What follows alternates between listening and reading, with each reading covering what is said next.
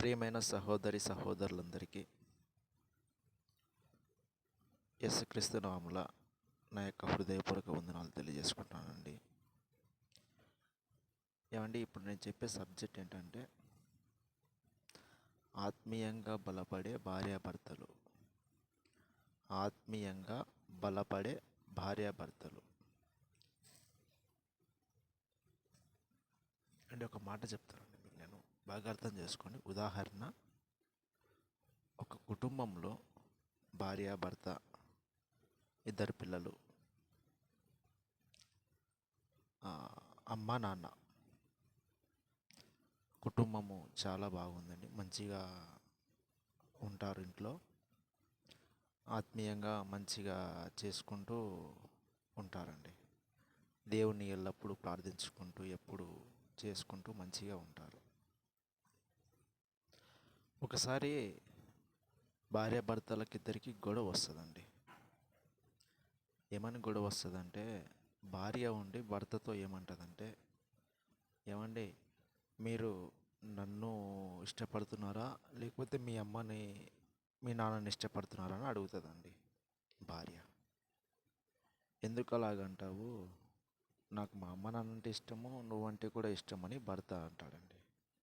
లేదు, ఒకటే చెప్పండి నాకే, మీ అమ్మ నాన్న ఉండాలనా లేకపోతే నేను ఉండాలనా అని అంటదండి భార్య. అంటే భార్య ఏదో చెప్పుడు మాటలు వినడం వల్ల అట్లా మాట్లాడింటుంది.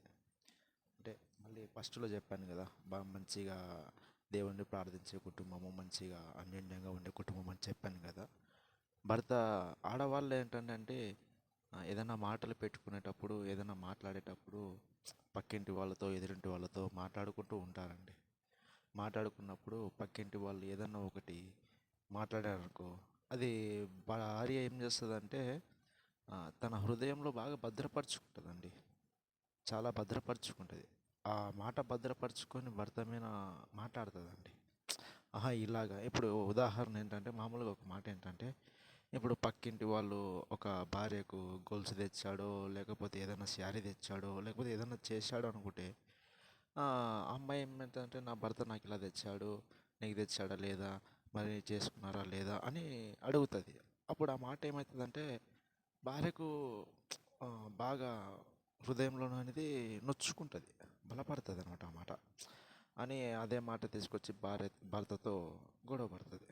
అట్లా చేసుకుంటున్నారు, మనం ఇట్లా అది ఇది అదని అని అనుకుంటారు. అట్లా భార్య అనేది చాలా బలహీనమైనదండి. అంటే ఆడవాళ్ళు అనేది చాలా బలహీనమైన వాళ్ళు. ఏదైనా ఒక మాట అంటే కూడా వాళ్ళు తట్టుకోలేరు అనమాట, మామూలుగా మాట్లాడుతూ ఉంటారు.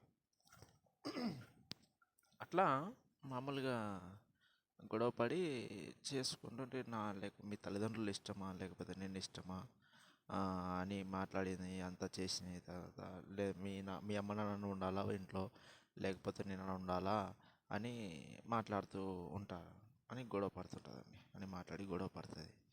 అన్న తర్వాత, నువ్వే వెళ్ళిపో మీ ఇంటికి, నేను మా అమ్మ నాన్నలే కావాలని అంటాడండి.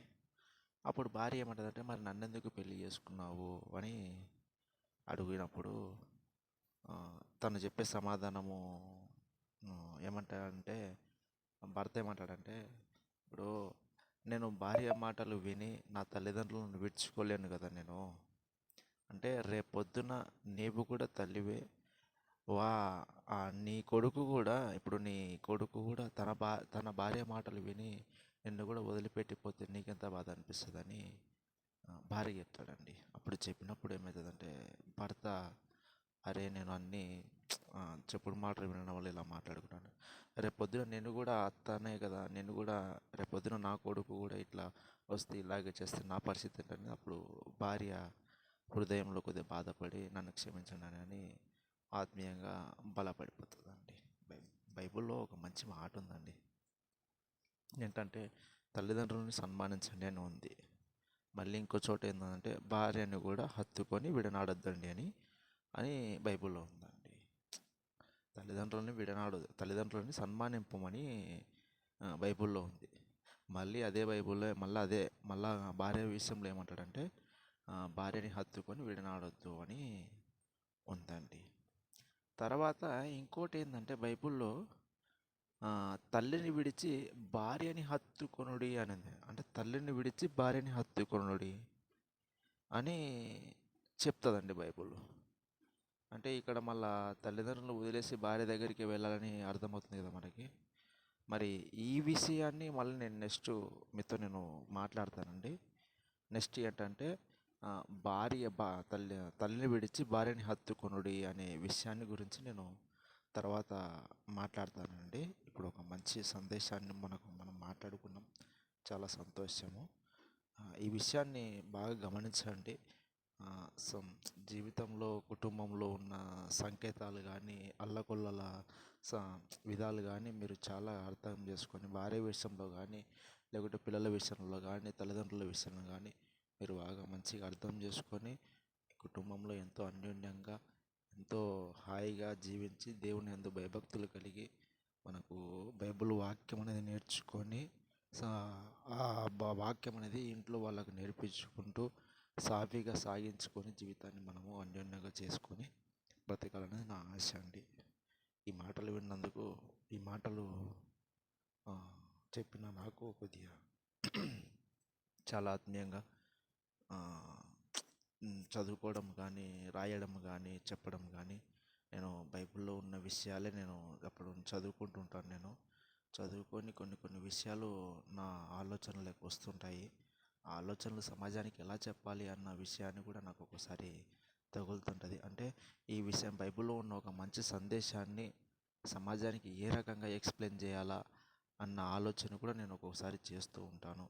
ఒక మంచి విషయం వీడికి ఎలా చెప్పాలి అంటే వాడి మైండ్ ప్రకారంగా నేను వెళ్ళి ఎలా చెప్పాలి అన్నది ఆలోచనలు కూడా ఒక్కోసారి నాకు ఆలోచన చేస్తూ ఉంటాను. మరి ఈ విషయాన్ని మీరు బాగా గమనించుకోండి. తెలుసుకొని మీ భయభక్తులు కలిగి దేవుని యందు భయభక్తులు కలిగి సంతోషంగా జీవించాలన్నది నా ఆశ అండి. మరి ఈ మాటలు నేను ముగిస్తున్నానండి.